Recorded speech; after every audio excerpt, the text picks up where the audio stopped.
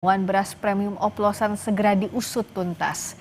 Ia mendesak aparat penegak hukum secara menyeluruh menindak pelaku teknis, jaringan distribusi, hingga korporasi yang terbukti mengoplos beras premium. Ada pihak-pihak yang melakukan hal tersebut harus langsung ditindaklanjuti, diproses secara hukum, jangan sampai kemudian merugikan rakyat, dan DPR tentu saja akan melakukan pengawasan melalui komisi-komisi yang ada di DPR untuk ikut menindaklanjuti terkait dengan hal itu.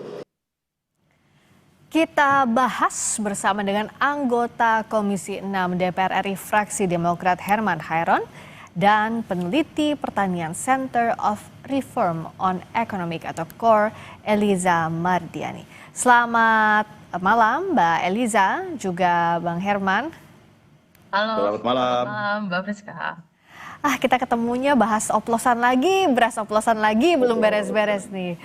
Saya harus ke Bang Herman dulu nih. Jadi langkah terkini Komisi 6 sudah berkoordinasi dengan mitranya dengan Kementerian Perdagangan sejauh mana untuk mengusut beras premium oplosan? Ya, sebetulnya instrumennya banyak ya.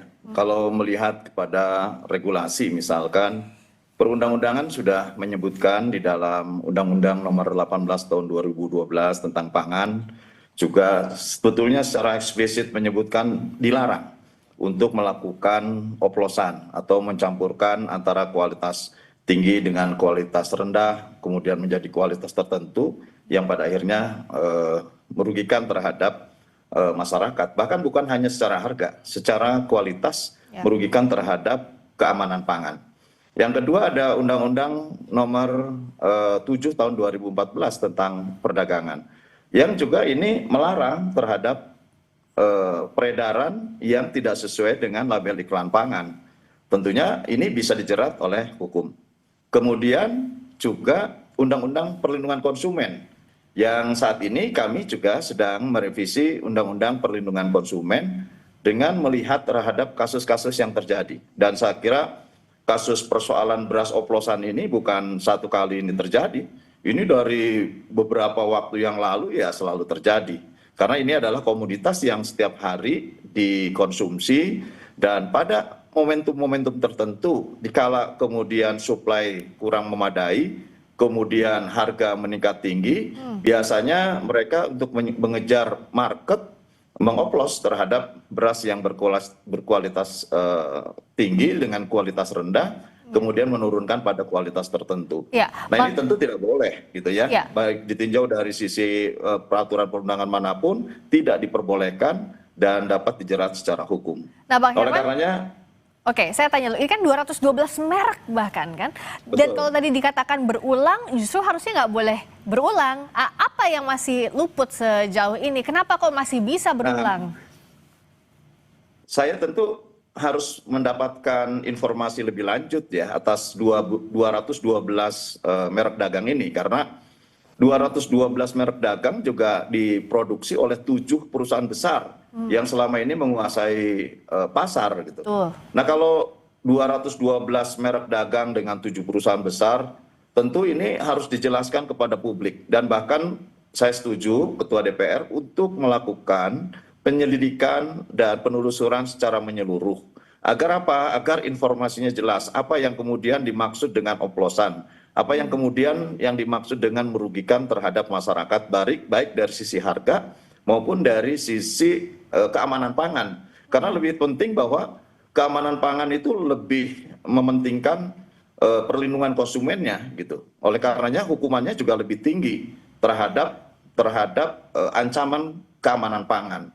Apalagi kalau kemudian disertai dengan persoalan kartel yang menyebabkan harga tinggi dengan kualitas rendah. Saya kira ini banyak pasal, banyak undang-undang yang tentu bisa menjeratnya. Namun tentu kami mohon penjelasan lebih jauh dulu. Informasinya seperti apa, jangan juga serta-merta ada alasan-alasan yang bisa diterima bahkan sesuai dengan label dan iklan pangan. Karena label dan iklan pangan pun ini bisa menjadi persoalan hukum tersendiri jika tidak diikuti oleh para produsen di bidang pangan. Nah, Mbak Eliza, ini sebenarnya dari mana sih kok nggak selesai-selesai masalah beras oplosan premium pula? kan konsumen ruginya dua kali ya. Tadi ada ancaman keamanan pangan, di sisi lain juga rugi uang banyak karena harusnya belinya beras kualitas premium yang didapatkan malahnya KW. Ya, jadi sebetulnya praktik oplosan atau pencampuran beras itu sah-sah aja sebetulnya kalau dilakukan selama itu masuk dalam standar beras premium. Karena kalau di Indonesia itu standar beras premium misalkan derajat sosoknya berapa persen, terus juga pecahannya itu maksimalnya 15% kan. Nah kalau di Thailand itu premium itu 5%. Jadi Indonesia ini premiumnya cenderung medium di Thailand gitu kan. Nah, jadi itu nggak masalah selagi itu memenuhi tadi kualitas premium di Indonesia. Nah, yang jadi soal itu adalah ketika yang dioplos itu adalah beras SPHP. Yang mana beras SPHP ini itu untuk masyarakat menengah bawah. Jadi kan karena SPHP ini dia disubsidi oleh pemerintah sehingga ketika harga tinggi itu kan kalangan menengah bawah ini mereka bisa tetap membeli harga beras dengan harga yang terjangkau gitu. Membeli beras dengan harga yang terjangkau. Nah, ketika SPHP ini bocor dijadikan premium, nah berarti kan ini yang mengganggu dan merugikan konsumen terutama kelas menengah bawah karena mereka dari sisi ketersediaan beras SPHP ini kan jadinya amat sangat sedikit kan. Nah, sehingga mereka ujung-ujungnya malah membeli juga harga beras dengan harga tinggi gitu. Beras dengan harga tinggi.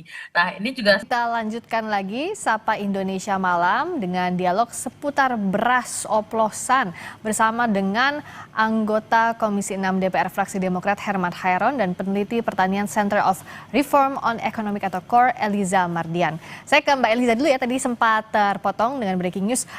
Bagaimana jadinya, apa yang sebenarnya harus segera dilakukan oleh pemangku kebijakan soal ini? Pertama, agar SPHP tadi tidak bocor, dioplos menjadi premium, ini memang mekanisme distribusi SPHP ini harus dievaluasi. Jadi, karena SPHP ini kan dari gudang bulog, terus melibatkan distributor dan berujung di agen retailer. Jadi di situ celah kebocorannya besar sekali. Nah, kalau misalkan SPHP ini disalurkan seperti halnya bantuan pangan non tunai untuk keluarga miskin, nah mungkin ini akan lebih tepat sasaran ke keluarga penerima manfaat. Jadi misalkan pemerintah itu kan sebaiknya SPHP ini dikuasai oleh pemerintah penyalurannya, jangan melibatkan swasta gitu.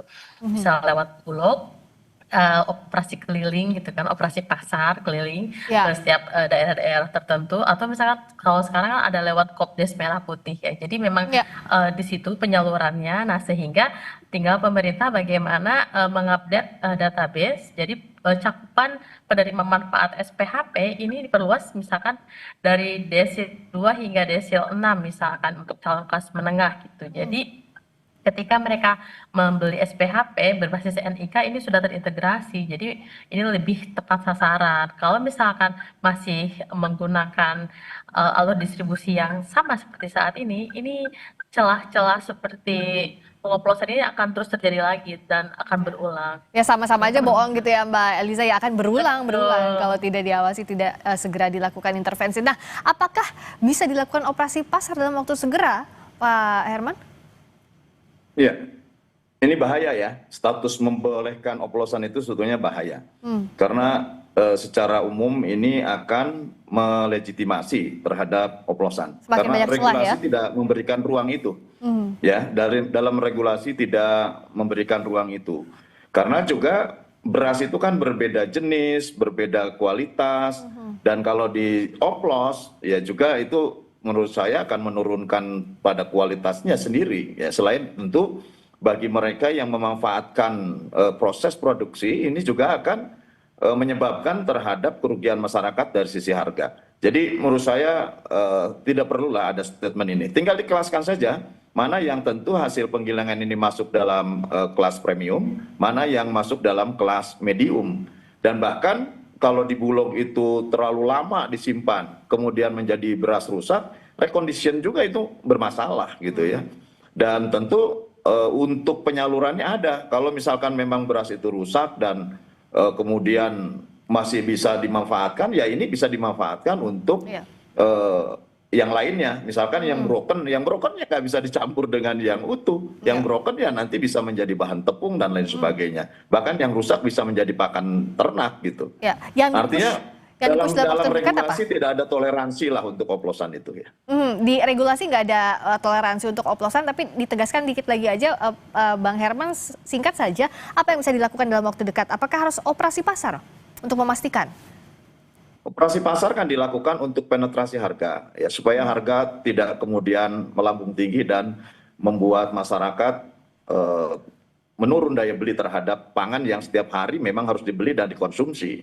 Nah, oleh karenanya kalau memang ini pangan menjadi komoditas utama, semestinya juga tidak diserahkan kepada pasar. Dulu ada yang namanya raskin atau rasta ya, beras untuk rakyat yang membutuhkan di bawah garis kelas menengah ke bawah, ini ada gitu. Dan semestinya ini juga ada karena ini sebagai instrumen penetrasi pasar.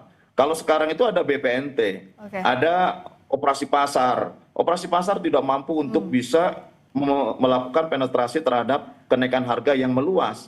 Oleh karenanya sudahlah mekanisme yang bagus seperti yang pernah digunakan selama pemerintahan Presiden SBY, di mana raskin sebagai instrumen untuk penyedia, karena dalam undang-undang pangan kan disebutkan bahwa pangan adalah hak asasi manusia, maka ya ini harus disediakan secara rutin kepada masyarakat dengan harga yang terjangkau. Pada sisi lain, ya tentu yang kelas premium ke atas itu menjadi free market yang juga harus dikontrol harganya melalui supply and demand.